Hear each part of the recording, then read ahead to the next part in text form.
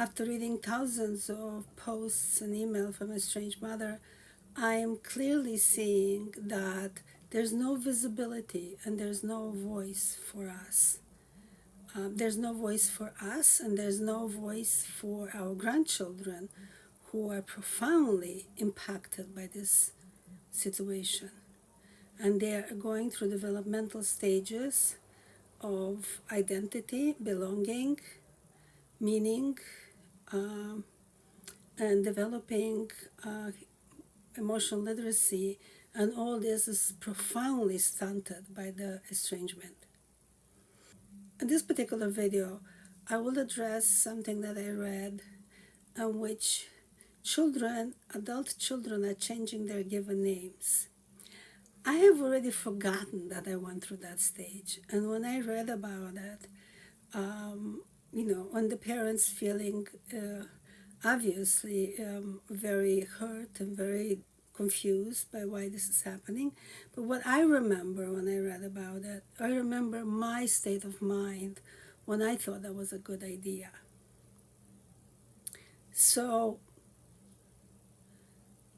I came to this country and got involved in psychology as something to study, as something to explore, probably in the late 70s. And when ended up being interested in psychology because I came from a communist Marxist country, and I could not understand the values of America. So I was told to speak to a psychologist, which I did, and of course the person never addressed that. I'd addressed many things around my parents and my childhood, but never ever addressed the real issue, which was feeling very disoriented in a new economic system. And with it, all the moral implication and all my responsibilities and goals. And I remember that somehow through osmosis, not just from the therapist, but somehow from society, I was directed to start to experience being injured by my parents. At that point, it was very popular for a lot of people to believe they were incested. And for me, that had never crossed my mind, and I was not open to that at all. But I was open to being devalued by my parents.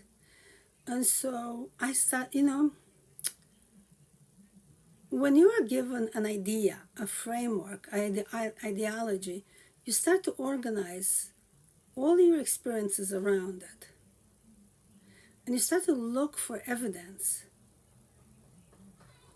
to create a reality, to create an identity, to create a framework.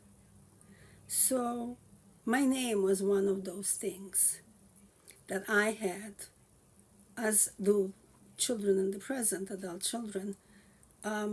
I became convinced that every time my mother or my father called me by my name, it was a bad experience.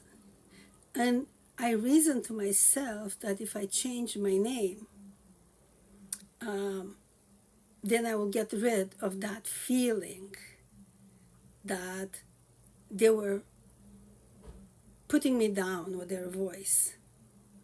Now, I want to make a parenthesis here. I was never punished. Nobody ever raised their voice at me. My parents believe in freedom of expression. So I don't know how I came up with that. Just, I believe that in their voice, they were putting me down when they said my name. Of course, I didn't tell them because I came from a culture where you have to respect your parents. And I'm really glad now that I never mentioned it to them. But I was looking for other names. I had a very close friend, and I liked that name, so I took on that name primarily when Facebook showed up. I didn't know what this new thing Facebook was, and I was a little nervous about putting my real name. And so I thought, well, this is a great place to put my name.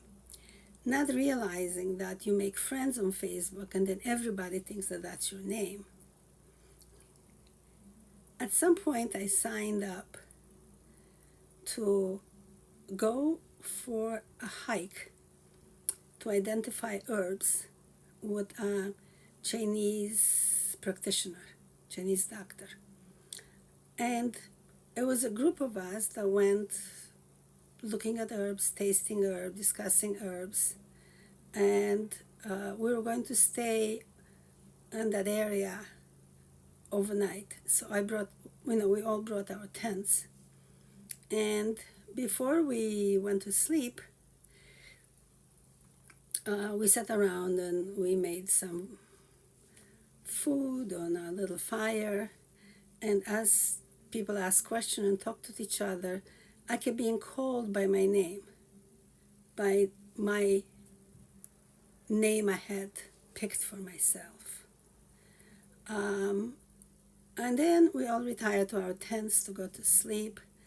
And I was lying down about to fall asleep when I heard my grandma's voice, the one that passed before, when my father was a child, before I was born even.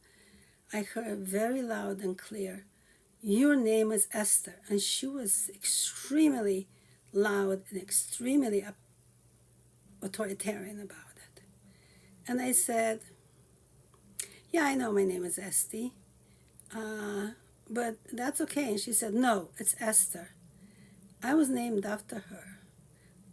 I realized in the moment that it was significant that I have my given name. Even though I did not understand what the significance was, even though I was using it lightly, thinking I can play different identities, I changed my name on Facebook that day, or maybe a few days later, and I let everybody know that my real name is Esty. And